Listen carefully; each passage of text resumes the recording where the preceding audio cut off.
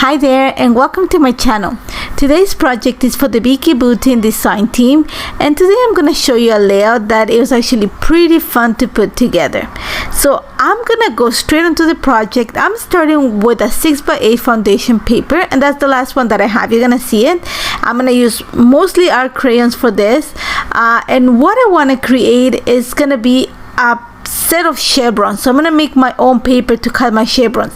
I want the chevrons to be pointing up to that picture, and we'll talk about the picture later on. So what I want to create is I want to make it quite monotone, or quite kind of like a single tone color. So I was thinking monochromatic, but I added some extra colors after. So I'm gonna stay within the greens and the blues. So I'm gonna start with that light yellow. It's not yellow, it's like it's in the, I think it comes in the neutral set. It's like a golden tone crayon, and it gives you like a greenish tone. So I'm starting with that, and to that I'm gonna add a little bit of the olive crayon, and then all I'm doing is scribbling them, diluting them, and then I'm going with my flat brush. I'm just gonna start literally just painting the strips on the 6x8 paper. And I'm just gonna go in one direction. You're gonna see that again I'm just working the same color based on the base, on what I have there. What I mean is based on the base. That sounds redundant. What I mean is I am working the next layer on top of what I had before, so that kind of helps me with the transition of the colors. So you're gonna see that I'm going through all the greens. I went with the light green, and then I'm going to the darker green. Along the way you're gonna see that I go back and forth with the stripes, just to make sure that I have a better I'm going to say a color gradation. I'm going to start introducing some of the teal, and you're going to see that like I said, I'm going to go back and forth, just adding extra color in some areas because I know that I need to ump it once I add the next color. And then I'm going to get to the teal, and you're going to see I'm going to line them up at the top so you can see the colors I'm working. And the teal came up pretty light, so you're going to see that I'm going to go back and mix it with a little bit of the green. I'm going to add a little bit of the light blue. So when I mixed it with the teal, it became this turquoise, and that helped me to transition from the green to the blues. And then again, I'm just going to keep working light blue to the darker shade until I get to the darkest shade, which is the navy that comes in the neutral set. And you're going to see that I'm going to go back and forth in the blues just to make sure that I have a better transition. Is not as noticeable, just because I didn't want to make it really dark. I wanted something to be really light, because I wanted to look like the sky. So you're gonna see that just to get to the last color, I'm actually gonna work a little bit of the navy color, which is, like I said, it comes in the neutral set, but it's not giving me that deepness that I want. So I'm gonna add a little bit of black. The hint when you want to deepen a color is to add a hint of black, and that just makes it darker, it deepens the color, and then that gives me the perfect look to kind of capsize my little paper.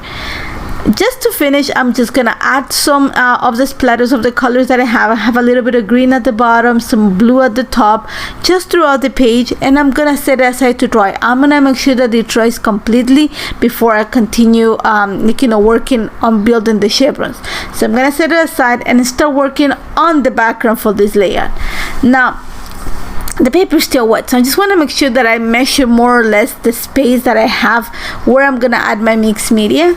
And like I said, I want to keep it very neutral because I want the chevron to be the star of this layout. So my choice is I'm gonna go with gray, and this is the gray crayon that comes in the neutral set. So all I'm doing is scribbling on a piece of acrylic. I'm gonna dilute it with some water, and then I'm gonna apply the color with the brayer. I'm gonna go up and down, up and down. I'm gonna a 6-inch space all the way, 6-inch wide stripe of color, if you want to call it, right in the middle of the wide.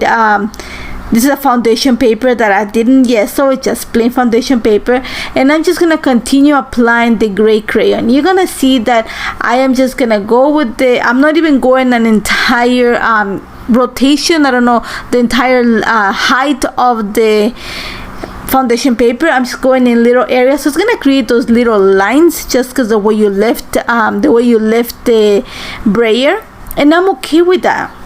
a lot of this is gonna be covered. I'm just gonna create a light color on the background that is gonna break from the white. That's my the idea with my background. I don't want it to be completely white. I want a little bit of color just to create that definition or that differentiation between the rest of the background and where everything is gonna sit.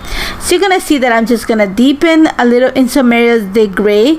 Along the way, I'm gonna bring the background, the paper, and I'm gonna make sure that the gray area is a little bit wider, just because I want to make sure, like I said, I want to create that difference between the white space in the page and my background where everything is gonna sit. So I'm just working, adding a little bit more, not a lot. I'm not gonna cover the entire page. I'm gonna cover around 7 inches right on the center of the page. Once I am done with everything, I'm gonna add some splatters. I'm gonna bring in one of the blue crayons, and that's the medium one. I'm gonna scribble a little bit, and then I'm gonna add these big splatters. And what I'm doing is I mix the gray with the blue, and just to get those big round splatters, all I do is literally squish the bristles of the brush, and that creates a big round splatter. And I'm gonna set it aside to dry completely before I continue working. And like I said, it's gonna be a very simple background. This dried pretty quickly, even though it's really humid in Toronto. But what I'm gonna do is I'm gonna trim the background. I want to bring more of the light kind of tealish blue tone onto the layout. So my choice is I'm gonna cut around 3/4 of an inch from each side of the background, the foundation paper, and then I'm gonna back it with this paper. This is the star paper, and the B side has this hatch of teal, which it actually is gonna bring the little splatters that I have on the page. Now that everything is dry, I'm gonna start working on building the chevrons, and for that I am marking the center line of the 6x8 paper. And then I'm just gonna literally hand cut my chevron. So I'm just gonna make sure that I have a center line, and then I'm gonna stretch the lines, kind of make them even, because I don't want it to be completely wonky, but I wanted to make sure that it's a little bit symmetric. So all I'm doing is I cut the first triangle, and then I'm gonna draw the line in the center, and then literally I'm gonna just freehand I'm gonna make it straight. So I'm gonna use the ruler to kind of give me an idea where everything is gonna sit, like the lines of the chevron, but I'm gonna free cut it. I'm gonna freehand this. I don't want anything I couldn't gonna put into my silhouette. I didn't want that. I didn't want it to be so linear.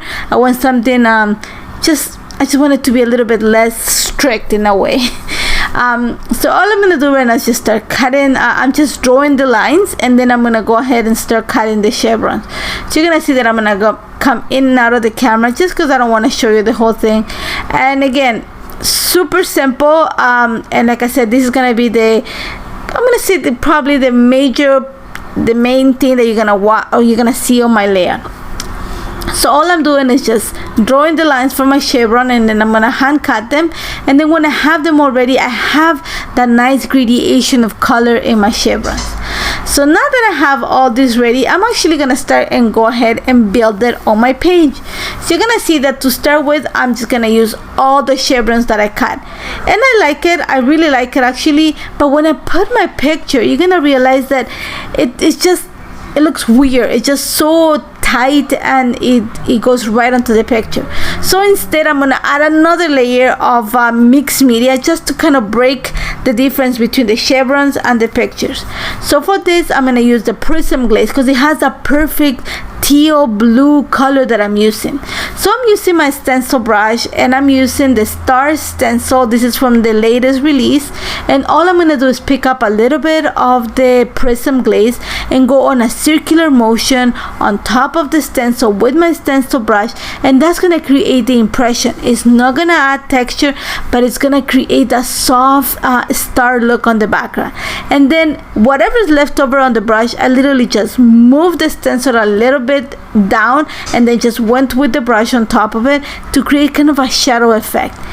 I let it aside to dry. It didn't take long to dry because it's a really thin application, and all you're gonna see me do right now is I'm gluing it straight onto the paper.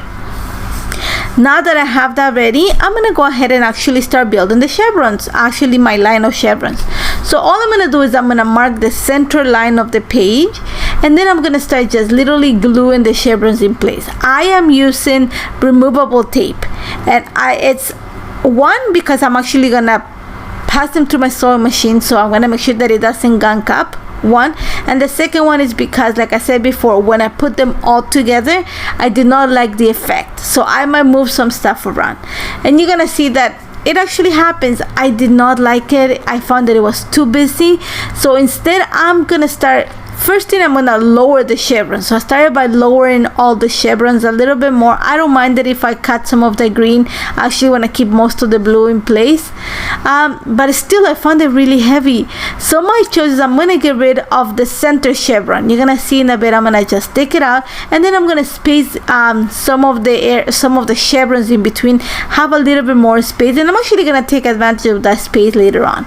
So once I have that all in place, I'm gonna take it off camera and just went to my sewing machine and stitch through the chevrons. And pretty much my layout is done. And here's where you're gonna see that I forgot to turn on the camera after I went to throw the garbage that I had on the side, and you don't see the layers that I built behind the picture. But all I did is I went and found the navy, the one that has the wave pattern, and I backed the entire picture with that. And then I went into with the paper that has these big splatters of green, teal, and I just added a layer behind it. And that green paper on the side is one of the little frames from the 6x8 paper pad, the one that says delish. That's about it. Now I'm going to talk to you a little bit about the picture. That picture there is my daughter and I ziplining across the mountains in Ecuador. I love ziplining, I love bungee jumping, I love roller coasters, and I'm the only one that does. My daughter used to, not anymore. So when the first time we went to Ecuador, she was 10-12 years old.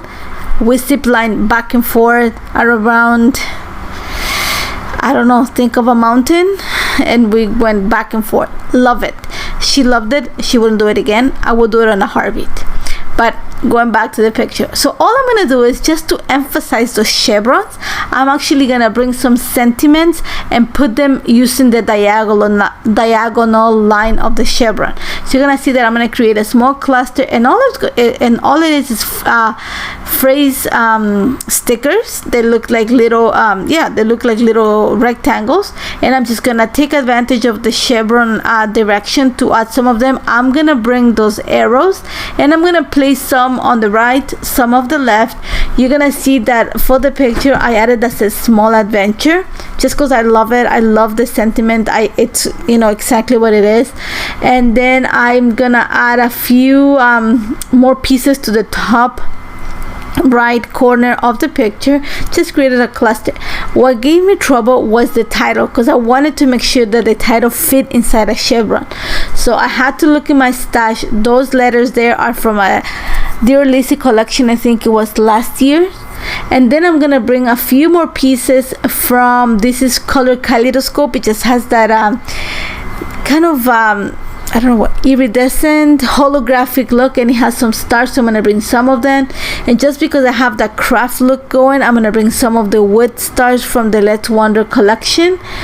All that is left to do here, and it's the part that you're not gonna see, is that I'm actually gonna add my lines of journal using the spaces between the chevron lines. So I took it off camera and did that, and that's about it.